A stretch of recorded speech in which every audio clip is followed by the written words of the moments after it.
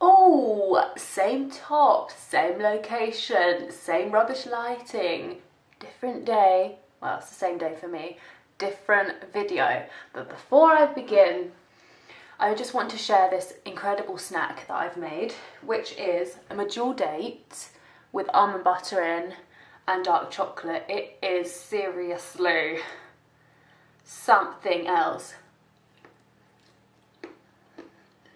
I shouldn't have eaten that because I'm gonna have a date in my teeth now. Hello everyone and welcome back to my channel. Today's video is going to be all around Lemtrada, top tips for those about to begin their Lemtrada treatment, because I get a large amount of people on my Instagram messaging me, stressing, scared, they're going on Lemtrada in a week, they don't know what to do, and it's made into such a big decision and big deal. So it's completely like, I understand why people message me all the time, and like I talk about the fact that I've had Lemtrada pretty much in every video and it has worked so incredibly well for me.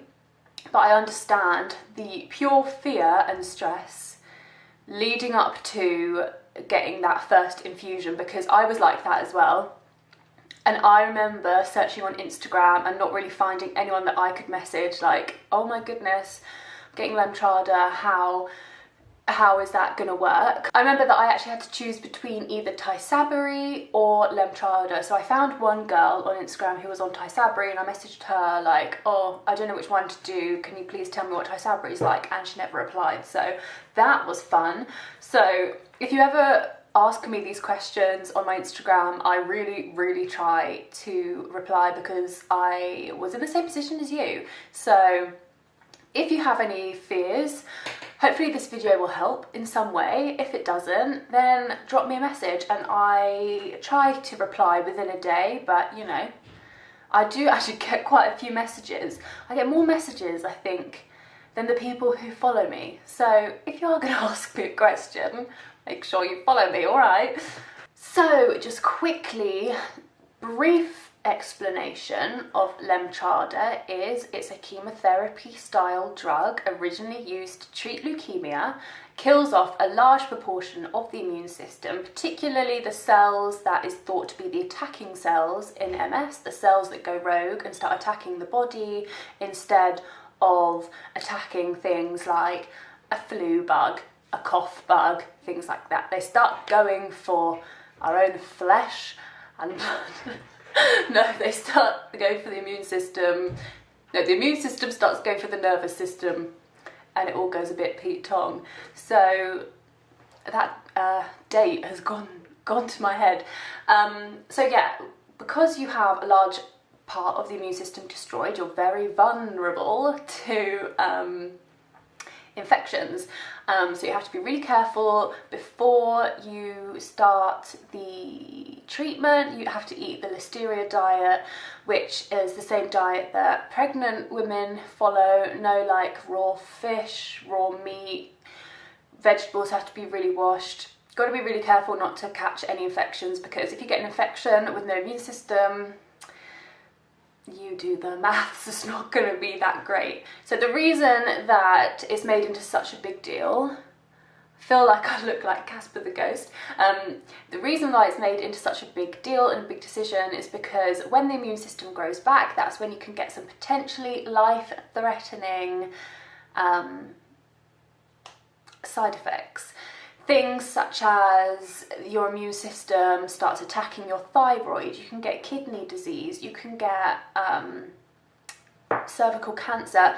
So it is really big, comes with big side effects, and to me, what really freaked me out the most about it was my neurologist said to me, once it's in, it's in. So that scarred me a little bit, because I only had nightmares and panicked thoughts thinking about this demon drug going into my vein and thinking, oh my goodness, what happens if it goes in and it starts like burning me alive or something like that. But it doesn't. To be honest, when the Lemtrada went in, that was it for me. I was out like a count. It literally made me feel so drowsy. Actually, maybe it could be the antihistamine. I'm getting ahead of myself. But basically, that's what happens. I've turned my light down a little bit now, and I feel like this could be something that I look back on when I'm editing and think, why did I do that? So hopefully it looks okay. But yeah, so big decision, Lemtrada. And as my neurologist said to me, when it's in, it's in. Thankfully, and I'm touching my head because there's no wood around me, I've had no symptoms so far, so that is really good. And I've done my 2 years, so yeah, I'm done. The only thing that you have to do is get your blood taken every month for 6 years in total. 2 years in, 4 to go. So you get your blood taken every month and you provide a urine sample just so the nurses can keep track of if you're developing any of these symptoms, because if you do develop the symptoms, they can be life-threatening, and also, but they probably won't be because you get checked every single month, and if anyone spots any symptom-like things, you'll get put on medication, it'll be fine. But unfortunately, the medication is for the rest of your life. But as I explained to people on Instagram who are really worried about these symptoms, I would rather potentially develop a symptom like thyroid disease and have to be on medication for that for the rest of my life than not get the treatment and have the risk of having a big relapse, you know, a relapse that could potentially put, you know, me in a wheelchair or make me not be able to use my arms again. So to me, that's a no-brainer, but to some people, they can't see past the risk of the side effects. It's up to you, isn't it? But I'm guessing people who are here are having Lemtrada soon, and I feel like I know exactly how you're feeling. You're terrified. I had nightmares for weeks leading up to it, and it was such a big build up in my head. But I promise you, as soon as you're there, after you've got your cannula put in, which is probably the worst part of the day, that is it. You don't have to do anything else. As soon as, you know, the drugs start pumping into your veins, that's it. The worries are gone, it's happening, you can't stop it, and hopefully it goes as well for you as it did for me, and you won't have any adverse side effects or anything like that, like no infusion side effects, and you can just relax and doze the day away as I did. So I get a lot of people on Instagram who ask me for tips, like, what do I need to bring? What did you bring? How did it go for you? And it really depends on, number one, if you're staying in hospital, or number two, if you're at home. So for the first year, it's 5 days. For me, I don't know whether it's because Lemtrada had only recently become available in the NHS. I stayed in hospital for the first 5 days. And then the next year I was actually able to be at home for the 3 days, which made the biggest difference. So if you're staying in hospital, obviously be aware that, you know, you're going to be on a ward and it's probably going to be noisy. So take that into consideration. Bring like eye masks, earplugs, headphones, something to watch at night, nice food that you want to eat, you know, anything that will make you feel comfortable, pajamas, slippers. I took my dressing down, I took a pillow from home. I took my cat, no, joking, she stayed at home. So yeah, if you're staying in hospital, I think there's loads of positives and there's loads of negatives. Positives are, if you're feeling extremely anxious and extremely nervous and you're really worried about having this done, as I was, you will obviously be monitored round the clock by nurses who will come and take your observations pretty much every hour. So there's the reassurance there that, you know, you're in hospital and nothing bad can happen to you, hopefully, whilst you're in hospital, and you are given kind of outstanding care by the nurses. So there's that. Negatives are, you will be probably extremely tired, highly emotional. I will link my Lemtrada, my first year of Lemtrada video down below because I like vlogged it. I vlogged it and literally recorded every day so you can see how, you can physically see what happens each day, so I'll link that down below, but you can also see how extremely tired I am. So yeah, those are the positives and the negatives. Like coming from home, the positives are you're going to be well rested because you're going to be going back to your own bed. Hopefully you have like a partner or a family member there who can look after you. give you something to eat, make sure that you're hydrated, you know, rub your feet.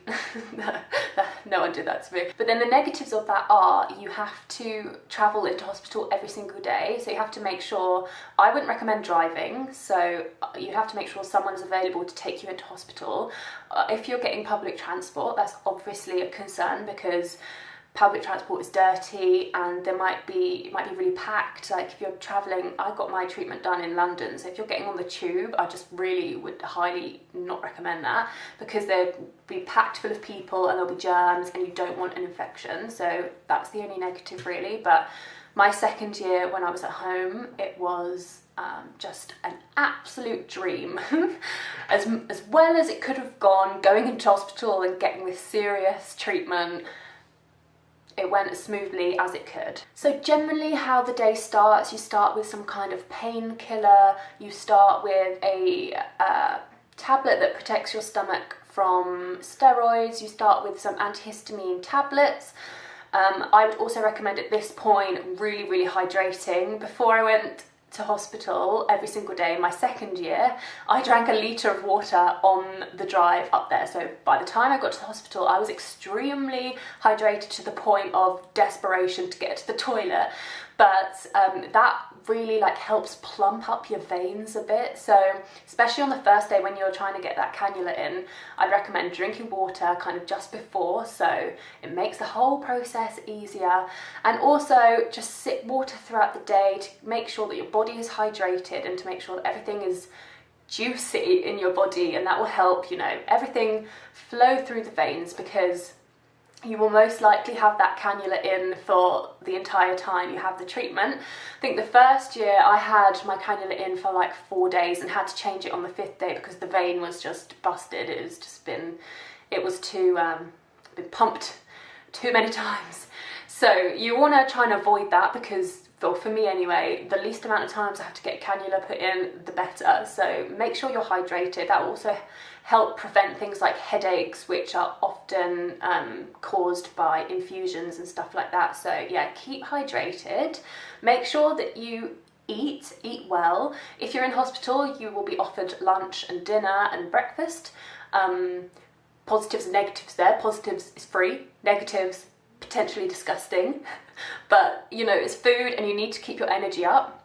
If you are currently following any specific weight loss diet, now is not the time to do it. You need your energy up. As long as you're eating Listeria diet, that is all you need to worry about. So I'd say make sure you're eating nutritious foods. If you're eating fruits and veg that are raw, make sure you wash them before you eat them, etc. But yeah, I would also recommend to take some sweets with you or mint or something to suck on, because when your infusion starts, you will have probably an antihistamine first through the drip, and then you will have steroids. So steroids have that metallic-y aftertaste, so I would take a little treat, a little something to have after to take the taste away. And number 2, I would take treats anyway. I feel like, well, I'm a little bit biased because I got my treatment done each year the week of Christmas, so you know, it's in the season to stuff your face full of chocolate, and my goodness me, I stuffed my face full of chocolates at hospital. When you're just sat in a chair all day, or when you're staying in hospital for the treatment, you look to food for like some joy in your day to break up the hospital-ness of it. So take some lint balls up. That was a favourite of mine. Lint balls, chocolate bars, yeah. Take food up that you want to eat. If you're travelling from home, make food the night before, get someone else to make it for you, and yeah, you're pretty much set. So the day starts, like I said earlier before I went on a tangent talking about lint balls. You have your kind of oral tablets, then you will have probably, what's it called? Antihistamine Piriton. That stings a little bit in your veins, so be prepared for that, but it's only a tiny little syringe and it's fine.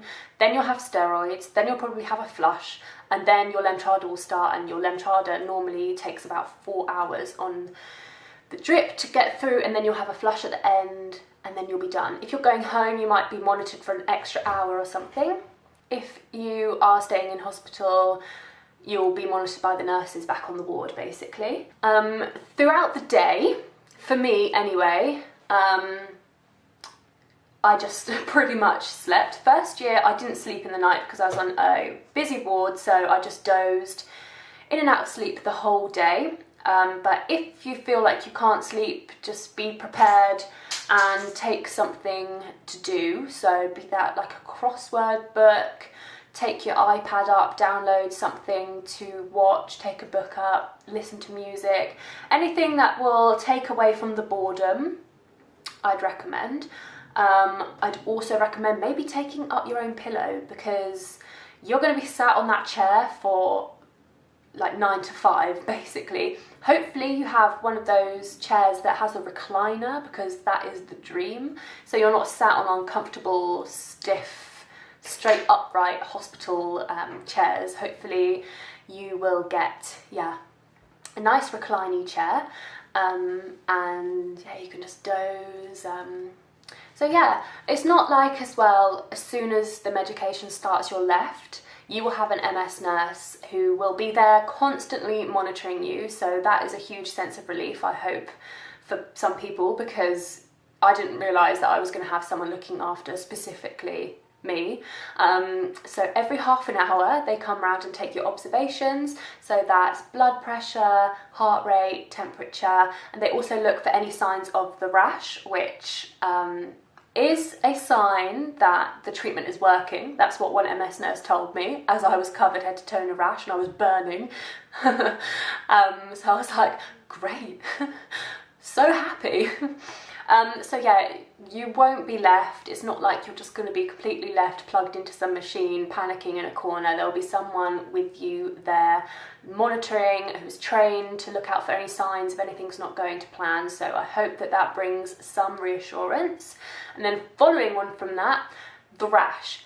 The rash will probably start about day 3, day 4, and it kind of progresses as the treatment progresses.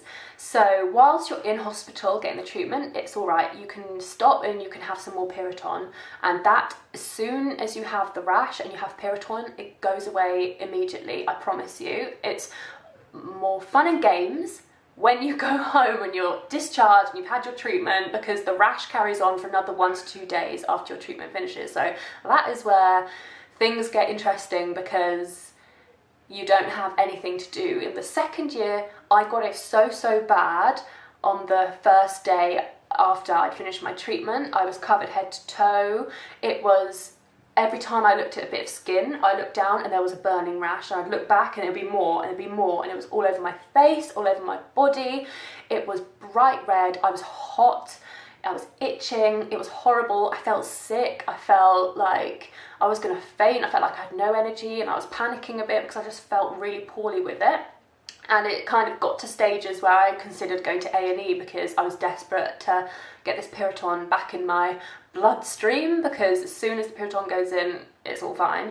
But I didn't, and the next day the rash had gone. So if you do experience a bad rash, don't panic. It's not going to be forever. I know it's horrific and it will be really hot and really itchy and you'll feel a bit unwell, but it is worth it for the benefits that the treatment brings.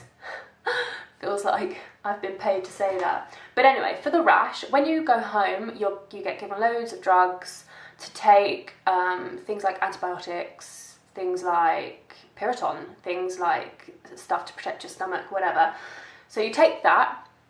The antihistamines that I got were really like drowsy ones. So at least that gives you time to rest. But if the rash is still really bad, get yourself some E45 cream and some coconut oil and apply liberally. So much that you slide off the bed, you've got so much oil on your body, but you want to keep your skin nice and like not dry and itchy. So these two really help. I kind of went through like 2 bottles of this, I swear, in my first year of treatment.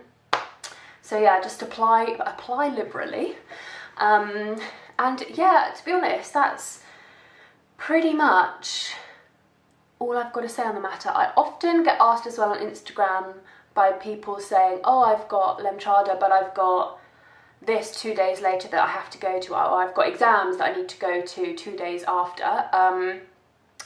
And I will say that for at least 2 days after the treatment, I'd recommend clearing the diary, taking it off work if you can. If on the first year, it will be Monday to Friday. So if you just take the Monday to Friday off work, take the weekend off and see how you are on Monday, maybe work from home, because you will probably feel really, really exhausted. Your body has just had pretty much all of its immune system destroyed.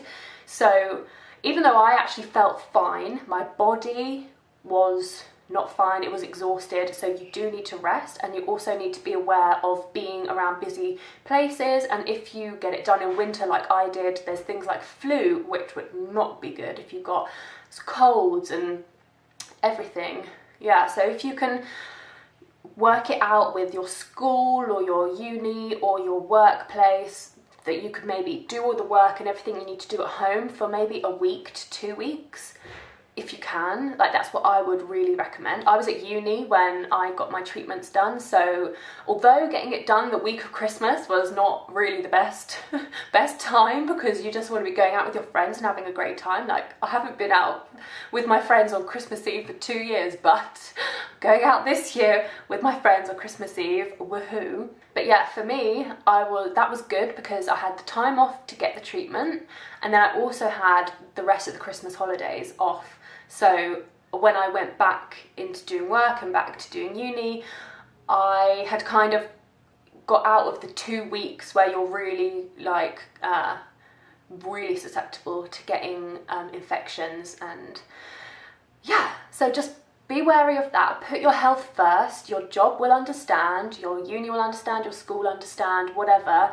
Your health is the most important thing. You're doing this for a reason to, you know, hopefully reduce your chances of having relapses. And I really, really hope for everyone that does this, you get those kind of results. I'm also going to link my 1 year with multiple sclerosis MRI results video, because then you can physically see the before and after of Lemtrada in the brain.